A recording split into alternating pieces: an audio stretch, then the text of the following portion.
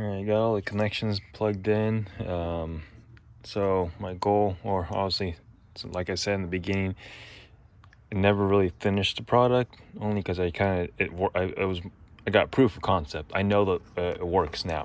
I've used it, and I learned a lot from using this and what I could do to kind of improve it.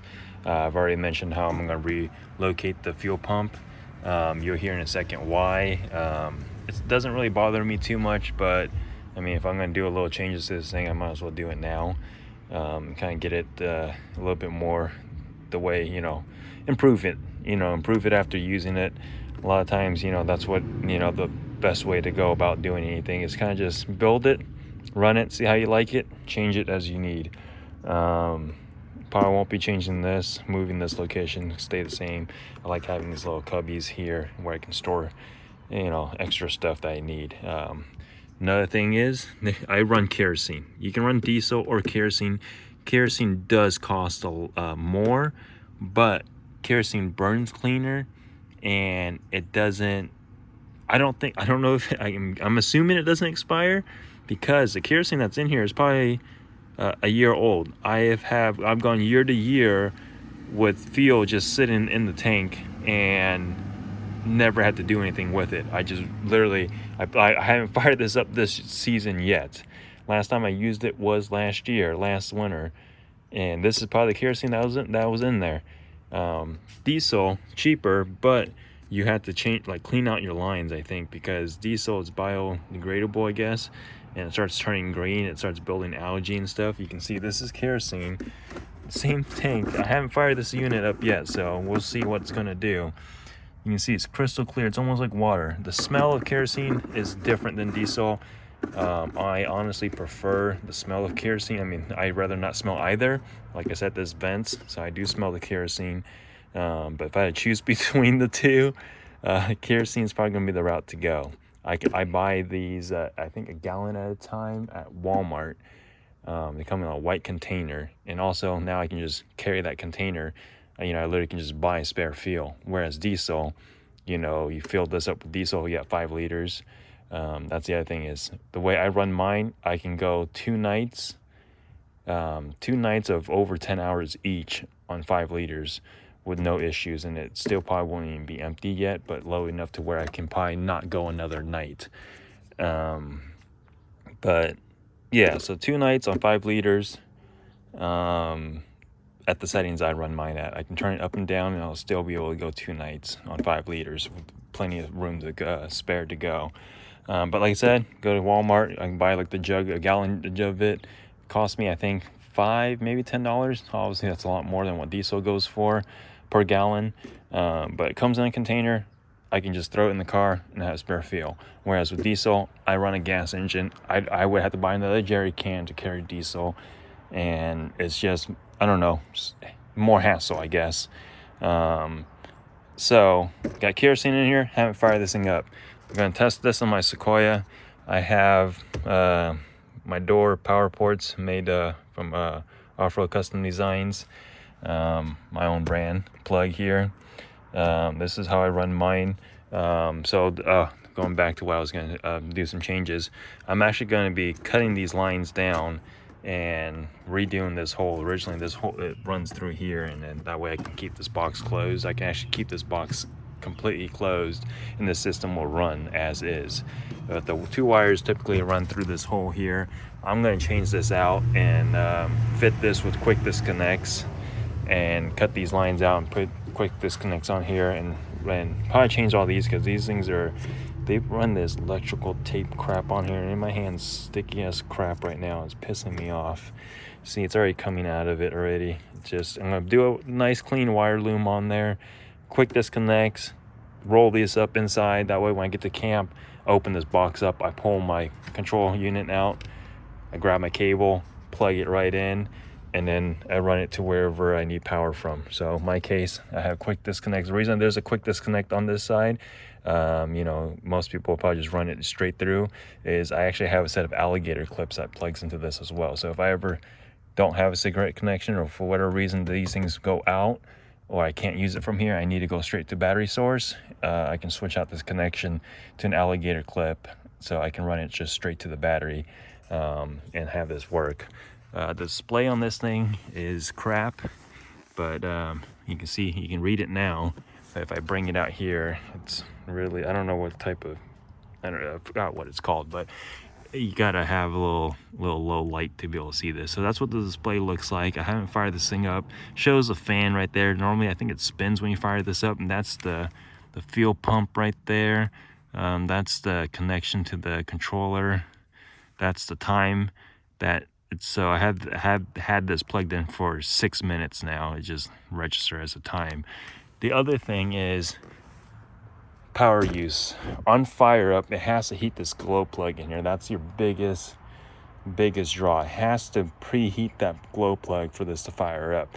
Once it's warmed up, the glow plug turns off, your amperage draw goes to next to nothing, and all you're really running amps to is the fuel pump and the fan that's in here.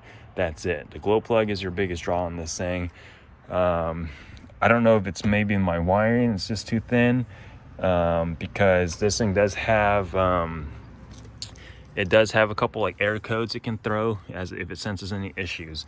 If it drops below a certain voltage, also another thing is the voltage reading on this thing is crap. It does not register what the actual battery is showing, but I can't control the programming on that. So the issue is I have power. This is drawing power from a fuse panel I have in the back that I ran straight from the battery to the back, so it allows me to have accessories. I have another power port on the other side as well. But you can see right now, got a little switch for it, a little night light. Right now registering 12.9 because I do have active solar on this on my Sequoia, so it is producing a little bit of juice. So that's where my battery is showing, registering right here. So both of these are tied together, so I'm getting 12.9 here. We're gonna see if it'll do it, because when I fire this thing up, it draws a huge amp. If it drops below like 10 amps or something, or 10 volts, it's gonna throw an error code and it won't fire up. What I do is, we'll see if it does it, but what I have to do is fire the truck up just to get this thing started. Once it gets started, that's like, you know, because once I start the truck up, I'm pushing 14.8 volts out here, and it's gonna be able to hold it steady. And that will allow me to get it fired up. Once it fires up, and you'll know when the glow plug kicks down once it fires up. So let's see here, and that's when I can turn off the truck. So to fire this thing up, I just hit the power button. See if I still remember. So that turns it on. You can see it's on. That one right there in the middle lit up in red. That's telling there's power feeding the fuel pump. I think that's what that means. And in the fan, you can see it's spinning. You can see it's doing it the in and out for the that's the combustion chambers in and out. And there's the fan there, and then there's actually a couple other bars we'll see in a second here that shows kind of like a gauge of the temperature inside. So let's see if this thing will fire up. So look right there, you can see drops at 10.2 because it's trying to fire up the glow plug, and see if it's doing it so that you can barely hear it. The fan is spinning right now. It's pulling air in. Fuel pump hasn't kicked on yet. Right now it's preheating the glow plug. You got a little bit of air right now, so it's bringing air in.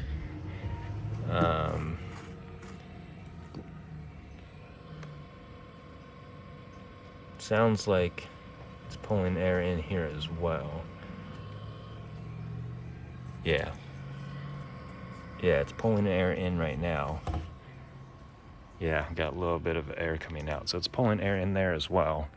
And what it's gonna do is heat up the glow plug right now.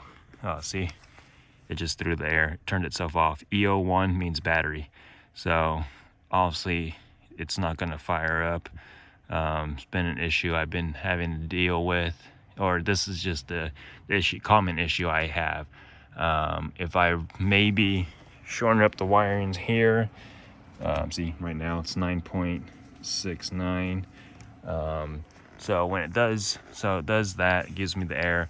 It has to cycle through. This thing is not, it has memory built in, somewhat memory, So if I unplug everything and like turn this thing off, it has a cooldown cycle. So right now it's going through a cooldown cycle right now where it just has the fan running, and it's gonna cool the unit down before it turns off.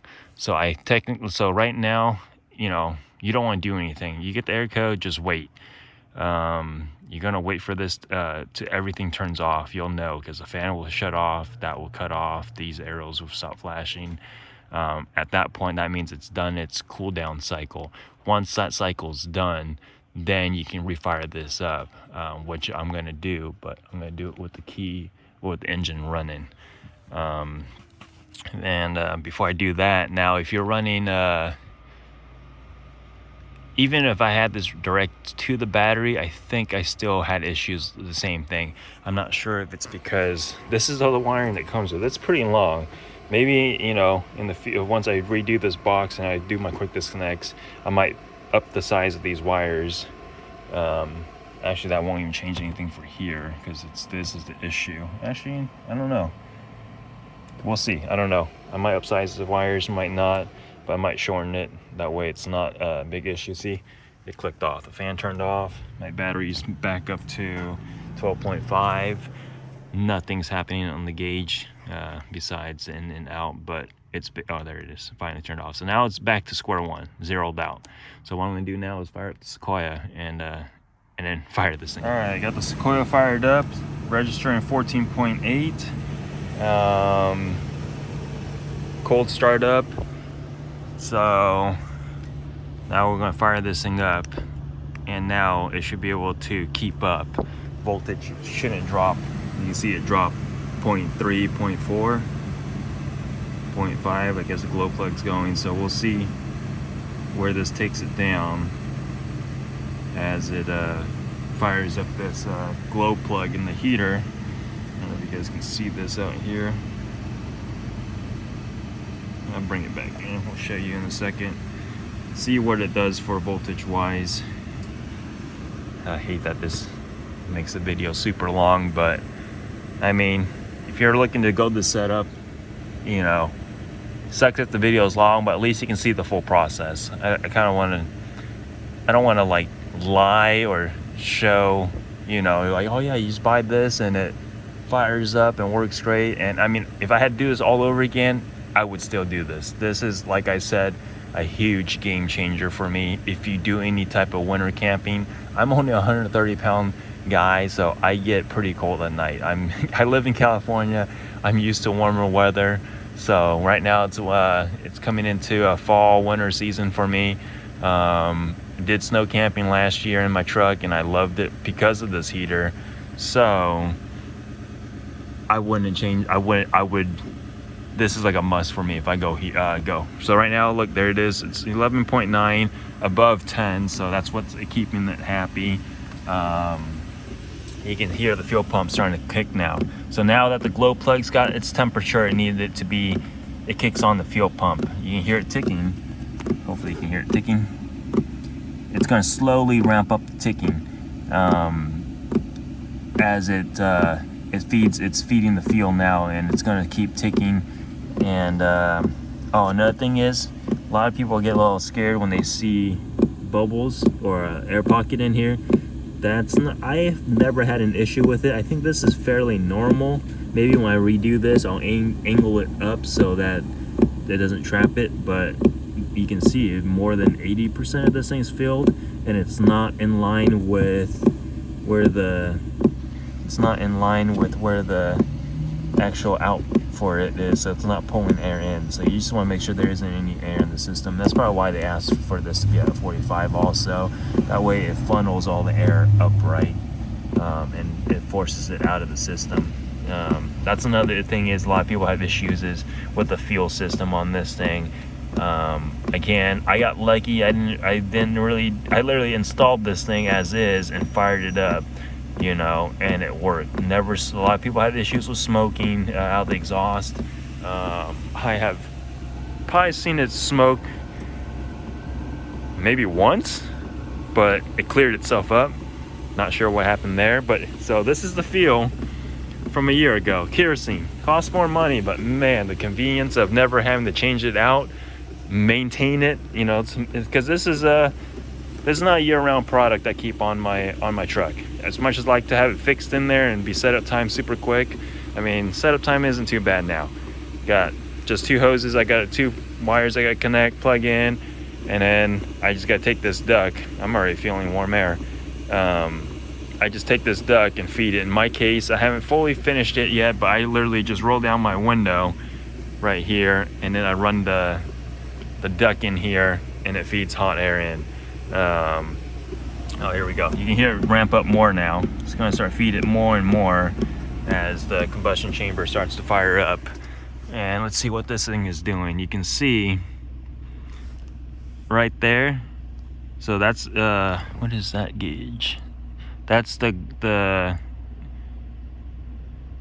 I guess the injector, maybe that's in the combustion chamber. At least that's what it looks like. I don't know. I never really cared to look into what it's doing, what all these things mean.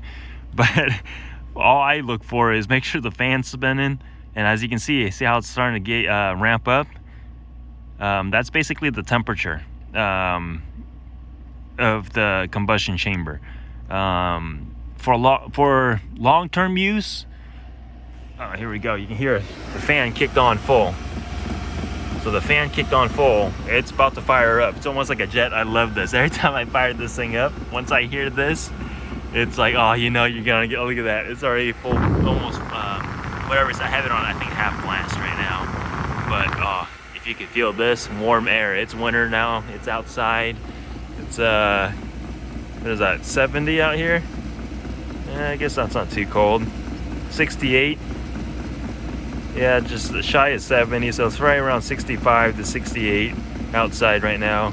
I don't know how I had it in this little case. It might affect the temperature out here. But look at that. Hear this thing fire up like a jet. You hear that? It's pulling air in. Got exhaust coming out clear. Look at that. No smoke. No smoke, and it's like a jet when this thing fires up. I love it. It's like when you've been running this. I've had this for 2 years, running for 2 years, so you kind of know what sounds to listen for when this thing fires up. So it's like, you know, I just hear this thing do this, hear the jet. It's like a jet, and you can see the temperature start going up. Actually, you know what? Let me just check. So the hertz is basically the frequency of the pump.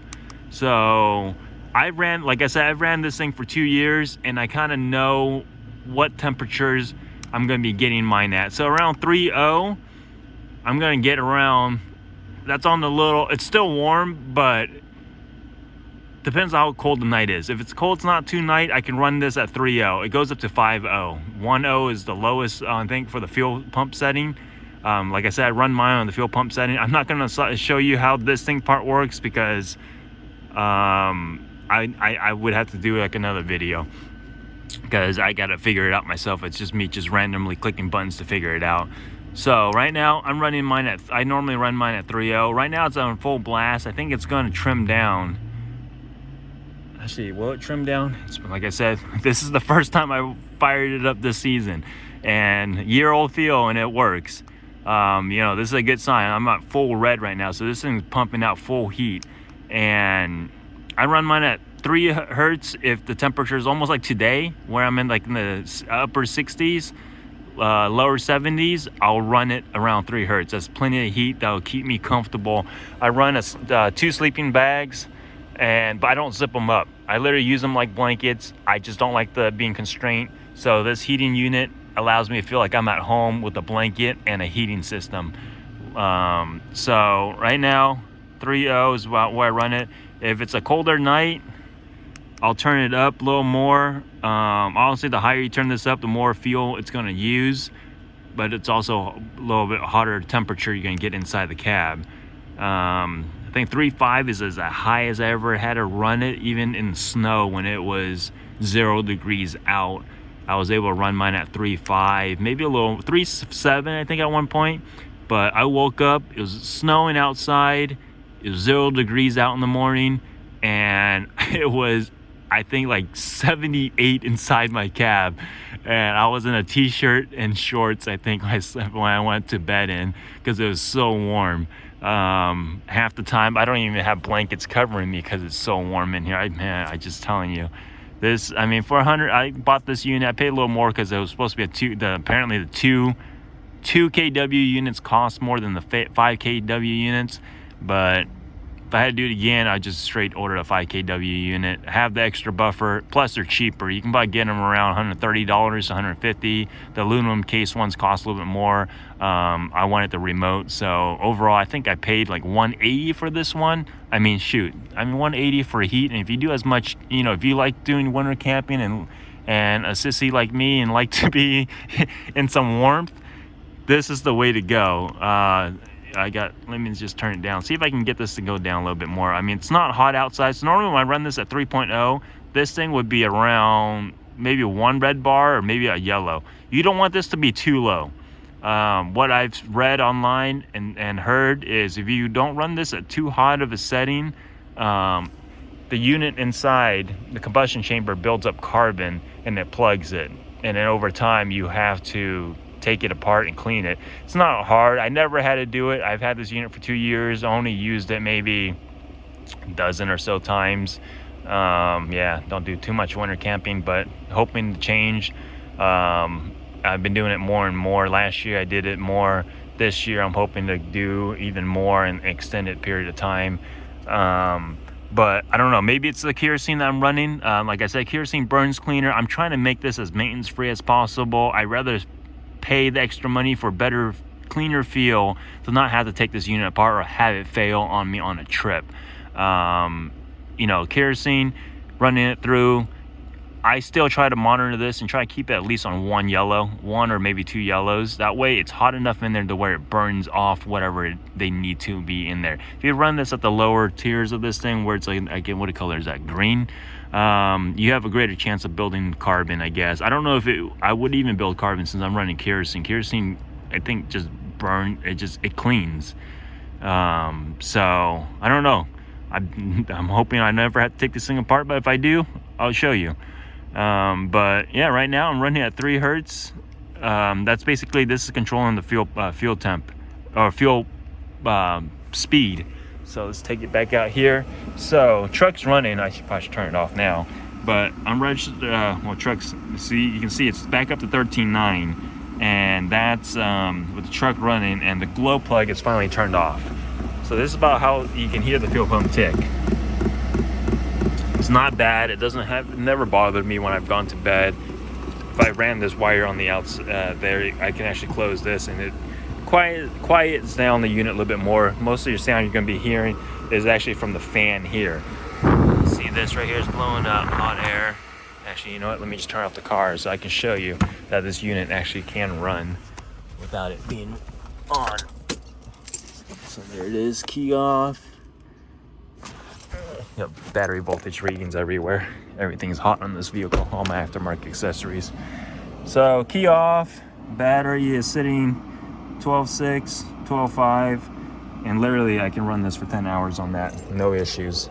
Even if it drops lower than that. I got the solar on the roof. I have carry a jump pack. If you watch my other videos, I only run on a single battery. Another thing is, this is on a single battery. This only battery that runs this whole vehicle from start to finish. And all my aftermarket accessories, and this heater is on one Group 31 deep cycle battery. I do have solar on the roof. It's a cloudy day today. You can see the solar there, and that's what this cloud looks like right now. And I think when I came out here earlier, it was actually pushing around 13 volts. So even with it being covered in clouds or fog, whatever this is, it still charges my battery. So yeah, you can see it dropped even more. I don't know how accurate this is. I probably wouldn't really trust this, but I mean, this is just what it's at while I'm using the unit. It's not resting battery voltage, so you have to understand this is not resting voltage. If I turn this unit off, this will climb back up. It's just because I'm using it, it pulls it down. These things are not too accurate. It's close enough. I mean, it's still, you know, close enough to where at least I can just take a look at it and see where we're at. So the heater's going. You can still hear it pretty quiet with the truck running off. you don't really hear much. When you run this in the cab, you do hear this fan blowing. So let's take a look at this unit again. See, you can see it's dropped 1 tick because I'm running at 3.0. It's not as hot. It's at 3.0 with the current temperatures now. Let's take a look where we're at outside. What is that registering? Yep, see it cooled off a little bit more. So the outside's around 62, 63. So we'll drop this in here for a minute and see how hot this thing can get. You can see like I think it's climbing fast already. The temperature coming out of this thing, oh man, it feels so good. I'm in a t-shirt right now, so a little chilly. But yeah, this is at 3.0. Obviously, it's only 62 out, so don't need to run this at full burn. Also at full burn, it gets a little bit louder. But yeah, so you know, you hear this. This is where it pulls the air in. It pulls quite a lot of air in. Open this back up if you guys want to hear the fuel pump right there ticking. I think the fan is a little bit more, see right now, even putting my hand over here, I can feel some of that air because there's a fan right here. It's pulling air in and it's pushing it out. This case isn't fully sealed, so that's why I wanted my exhaust system to be sealed outside this chamber here. That way, because if it's pulling, if there's any slight leaks of exhaust gas, it's probably going to get sucked into here, and then you're going to be breathing that. Luckily for me, I mean, I'm going to say lucky, but I run a carbon monoxide detector, so that way if there's any issues in the middle of the night, that thing will freaking wake my ass up. But there it is. I'm still at 1 red. Typically at 3.0 at colder temperatures, it's going to be a little bit slow in the yellow because this is the combustion chamber temp, and it's pulling in. Obviously, it draws its own air. So if it's colder outside, it's going to draw colder air in. It's not going to be able to fire, burn as hot. But that's what I do. You play around with the settings, So 3.0 batteries at 11.9, but that's under load. This is under load. Accidentally clicked on the other button on my phone and it closed it. Gotta get myself one of those little phone holders if I plan on keep doing these videos. But this is what's under load. This is under load voltage, 11.8, 11.9. Guarantee you, if I turn this thing back, turn this unit off, the resting voltage is gonna be a lot higher. But like I said, I run this all night, not an issue. Yep, unit's still going, still got 1 red bar, so that's good. Means it's got good temperature coming out of this thing. You can hear this box ticking away. Close this. Got the intake exhaust right here. Like I said, I normally close the box, keep that up there. That way it's pulling in fresh air from up here, venting exhaust here, pulling in fresh air on this side, and this runs into my cab and keeps me warm. So let's see where we're at with this thing. See if we can get this to show without the glare. So right now it says 140. Obviously once it gets out to here, it cools off, and so out here it's not so much 140, but the temperature that's coming out is at 140, and that's nuts. And that's only at 3.0. It goes up to 5.0 as far as fuel pump wise goes. Actually, you know what? Let's see. Let's turn it up. See what this bad boy will do at full burn. So since I haven't ran this all season, it'd be nice to run it at full burn to clean out the cobwebs, I guess you can say. So when you turn it up, fan speed is going to increase on this thing. Fuel pump is going to increase as well. It's going to tick faster. The tick intervals is going to be a lot shorter.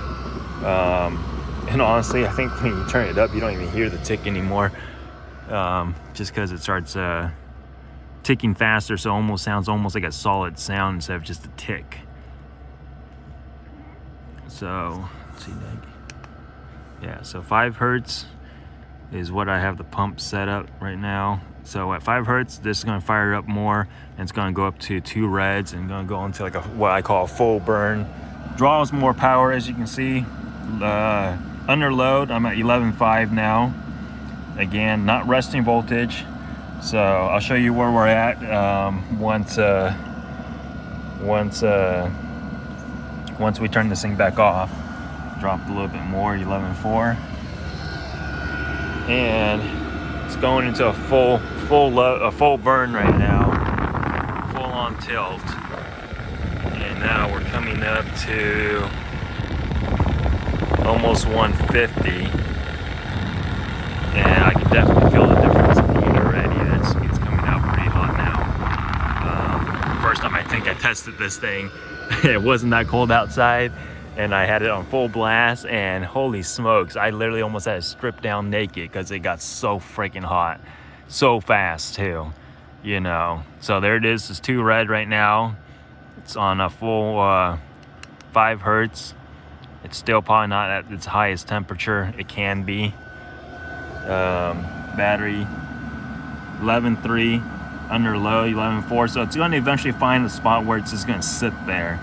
At full burn, I'm at 11.4. As long as it stays above 10.0, I want to say it is. That's what the safety is on this thing. So it's good to know that if you ever do run this thing down to 10.0, it automatically just turn itself off, just like your fridge.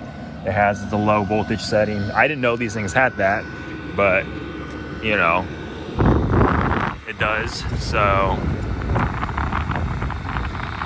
where are we at? We're at past 160 now. Holy smokes. It's been a while since I've done this. So 170. Dude, this thing is hot. I can't even. It's burning my hand right here. It's burning my hand. Burning. Yeah, it's just burning my hand. Woo. It's almost like, oh, having a hand over a campfire right now. What's that? I can't even put my hand right there. Holy smokes. So yeah, 11.3. You can hear it's definitely a little bit louder. Even just on the intake side, it's pulling air in. Don't hear the tick no more. Yeah, don't hear the tick no more. Yes, at full burn, it's almost, I mean, I can hear it tick. I don't know if the video can catch it, but it is ticking, but the intervals between ticks is so fast, it almost sounds like just a solid sound, and because the fan's going, it drowns that out. The fan's probably gonna be the biggest noise maker for this thing. And when you at dead of night having this in here, you will hear that fan like humming through this. There's just no way around it. Just like your furnace at home, when you have that going, you hear the heater. I guess some heater units at home are maybe quieter than others. But yeah, look at load usage, 11.3. Pumping out. Man, it's burning my face just sitting here. So tops out around 170. So full tilt 170. So let's drop this thing back down. Actually, you know what? I'm gonna drop it back down to 3.0 and then we'll turn it off. I like to have it memorize my 3.0 because when I fire this up the next time, it's gonna go back to 3.0. So that's where I kind of keep it right there, 3.0. And then to turn this thing off, you just hold the, I want to say you just hold, man, hold the power button, I think. And then it'll say off. Now it's on off mode. What it's gonna do is go through what you call, I call it a cooldown cycle. You can hear it starting to ramp back down. And what it's gonna do is just run the fan, kill the feel, but it's gonna run the fan to cool down the unit. I guess it looks like it fired up the glow plug again. I never done this before, never monitored it before. But it looked like it fired up the glow plug, and it's probably gonna burn off any residual fuel in there. That way it'll be ready to fire up again the next time. Hear the fan still going. Pump, I want to say the pump's turned off. Should be turned off. But you can still see the in and out right here for the intake and exhaust for the combustion chamber is still going. The fan's still spinning. Basically, like I said, it's a cool down cycle. No smoke still. It's just pulling in air right now, doing its cool down cycle. 9.86. I guess it did fire up the glow plug. I have never. Oh, it just killed it. Killed the glow plug now. Going on a full fan speed again. It's probably just going to cool off the system. Another pro tip is don't touch that. I learned the hard way. That sucker is hot as fuck.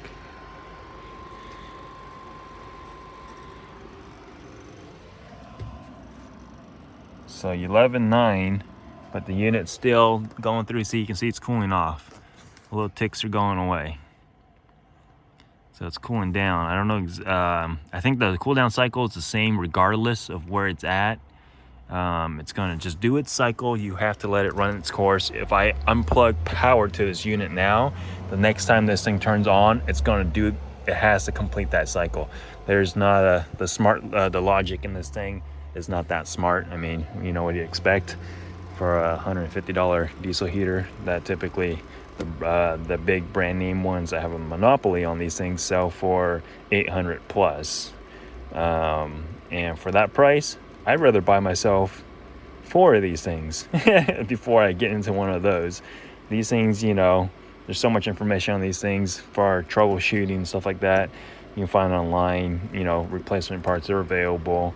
Probably a lot cheaper and easier. And I've heard guys even mixing and matching parts from the brand name stuff, trying to improve these units. A lot of the stuff is probably somewhat interchangeable, because obviously these are supposed to be like replicas.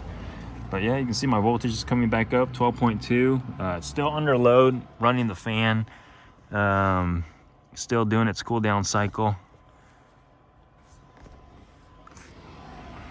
Probably gonna cut the video here and bring it back and show you the voltage, so it's not running too long. Fan's starting to slow down a lot more now. Definitely not as much heat. It's coming down to 100 degrees already. Still see the combustion chamber still pulling in air. Glow plug's off, so literally I think it's just running. Oh, there it is. Hear that? It just turned itself off.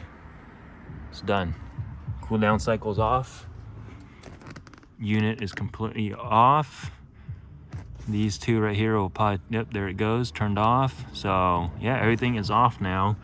And my resting battery voltage, you can see it's climbing back up, 12.6. It's probably gonna be a little skewed because I do have the solar panel on the roof.